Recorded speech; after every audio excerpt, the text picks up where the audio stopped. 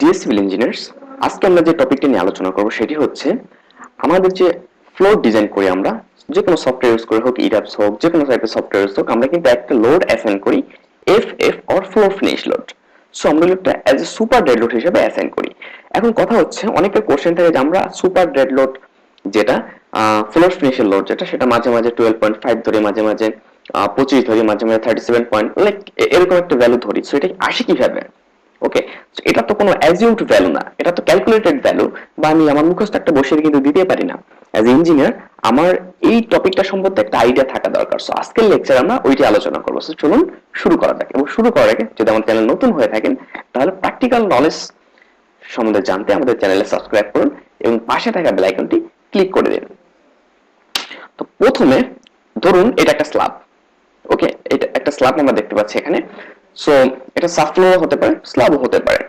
এবং আমরা কি জানি, স্ল্যাবের উপরে থাকে একটা bonding subgrade or substrate. Okay, so এই জিনিসটা কি আসলে? এই জিনিসটা হচ্ছে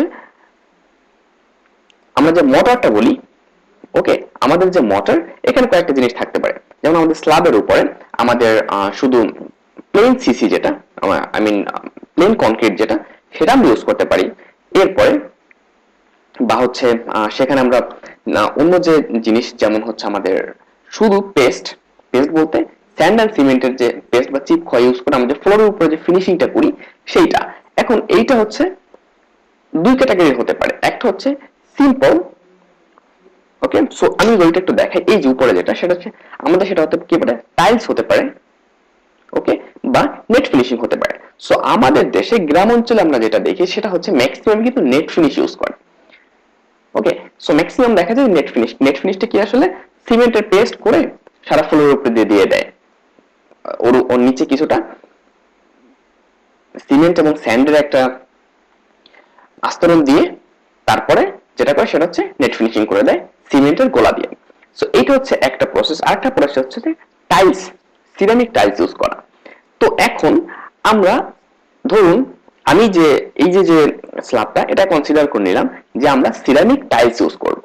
ওকে, সিরামিক টাইলস ইউজ করব। এবং আমি একটা জিনিস খুব ডিটেলসে একবারে লেকচারের শেষে বলে দিব, যেটা যে জিনিসটা আপনারা যদি জানেন তাহলে ফ্লোর ফিনিশ লোড নিয়ে আপনাদের আর কোনো কনফিউশনই থাকবে না।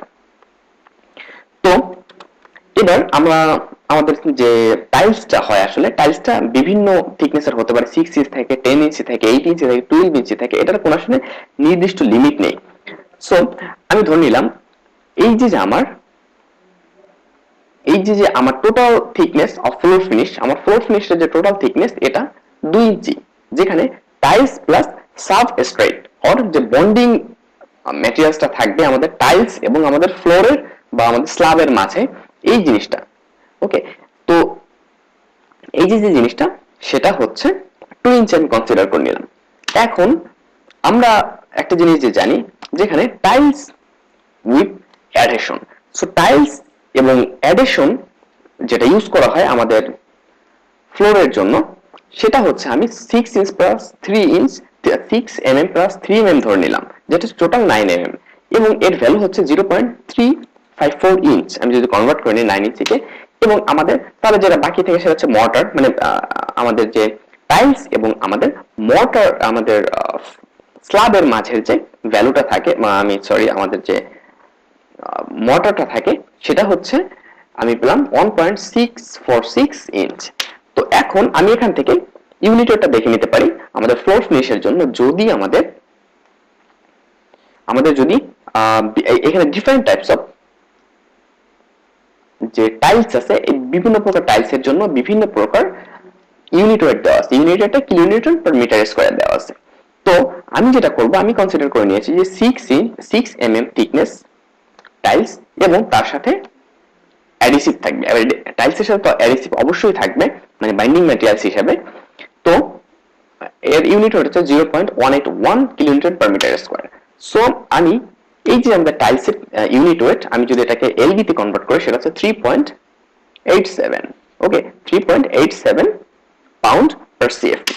এরপরে যেটা সেটা আমাদের সাবস্ট্রেট বা মর্টার যেটা, সেটার ইউনিট ওয়েট নরমালি 135 পাউন্ড পার সিএফটি হয়। ওকে, সো 1 সিএফটি মর্টারের ইউনিট ওয়েট সাধারণত 135 হয়, একটু এদিক ওদিক হয়, বাট অ্যাভারেজে 135 আমরা কনসিডার করে নিতে পারি। এরপরে তাহলে টোটাল যে ইউনিট ওয়েট দুইটা মিলিয়ে যে ইউনিট ওয়েট আসে এটা হচ্ছে 138.78 পাউন্ড টোটাল ইউনিট ওয়েট। এরপরে আমি যদি এক সিএফটির জন্য আমার এক্স এর দিকে এক সিএফটি এবং ওয়াই এর দিকেও যদি এক্স এর দিকে 1 ফিট এবং ওয়াই এর দিকেও যদি 1 ফিট হয়, তাহলে 1 স্কয়ার ফিট ফ্লোর ফিনিশের যে এরিয়া হবে এই এরিয়ার জন্য আমি যদি লোডটা বের করি, তাহলে আমি এখন যদি ভলিউমটা ক্যালকুলেট করি এখানে, so 1 feet into 1 feet into 2 ইঞ্চিকে 12 দিয়ে ভাগ দিয়ে ফিটে নিব, এটা দিয়ে গুণ দিলে আমি টোটাল ভলিউমটা পেয়ে গেলাম 0.1667 সিএফটি হচ্ছে টোটাল ভলিউম। তার মানে আমি যদি 2 ইঞ্চির একটা লেয়ার ইউজ করি, খেয়াল করবেন যদি 2 ইঞ্চির আমার টোটাল ফ্লোরের উপরে বা আমার স্ল্যাবের উপরে যদি আমার টোটাল থিকনেসটা 2 ইঞ্চি আসে, সব মিলে যদি 2 ইঞ্চি আমি কিন্তু কনসিডার করে নিয়েছি, আপনি 1.5 ইঞ্চি আসতে পারে, 1 ইঞ্চি আসতে পারে, ইটস নট ফ্যাক্ট। তো যদি 2 ইঞ্চির জন্য এইটা হচ্ছে ভলিউম। এবার আমি যদি টোটাল ইউনিট ওয়েটটা বের করি, so weight of 1 square feet floor finish, তো 1 স্কয়ার ফিট ফ্লোর ফিনিশ কয় ইঞ্চির জন্য? 2 ইঞ্চির জন্য। তাহলে আমি যদি আমাদের যে ইউনিট ওয়েট এবং ভলিউমকে মাল্টিপ্লাই করি তাহলে আমি পাবো 23.13 পিএসএফ। সো একটা জিনিস দেখতে পাচ্ছেন যে 23.13 পিএসএফ কিন্তু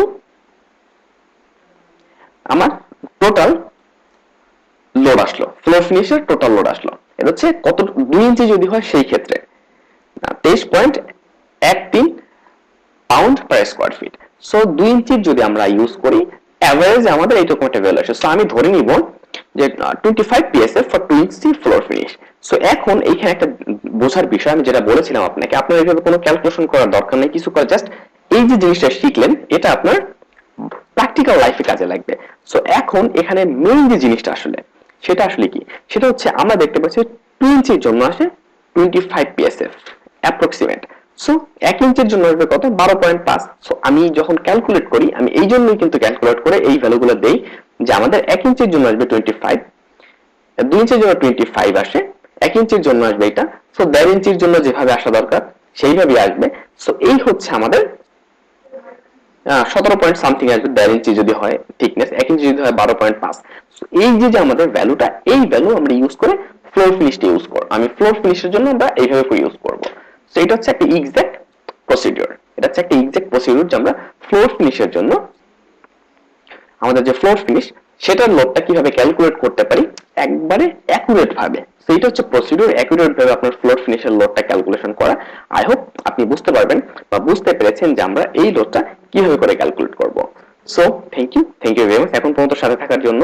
এবং আমাদের যে সাপোর্ট করতে চান বা আমাদের থেকে আমাদের যে রিয়েল প্রজেক্টের বিল্ডিং ডিজাইন গুলো আছে সেগুলো যদি শিখতে চান, ডেসক্রিপশনে লিংক দেওয়া আছে, সেখান থেকে শিখে নিতে পারবেন। সো আপনি ওটা শিখলেন, যদি ফ্রেশারও হন আপনি যে কোনো টাইপের রিয়েল প্রজেক্টে বিল্ডিং ডিজাইন করতে পারবেন। এবং আমরা বেশ কিছু এক্সেল শীট প্রোভাইড করে থাকি যেটা অ্যাজ ইঞ্জিনিয়ার খুবই গুরুত্বপূর্ণ সবার জন্য। যেই এক্সেল ফাইলগুলো হলে আপনি একটা বিল্ডিং ডিজাইন খুব সহজে করে ফেলতে পারবেন, সেই এক্সেল ফাইলগুলো আমাদের ডেসক্রিপশনে দেওয়া আছে এবং ডেসক্রিপশনে তার ভিডিও লিংকও দেওয়া আছে। সো আপনি যদি দেখতে চান ভিডিওগুলো দেখার পর যদি এক্সেল ফাইলগুলো নিতে মন চায় তাহলে আমাদের কাছ থেকে এক্সেল ফাইলগুলো নিতে পারেন। So thank you very much. Stay connected till next video.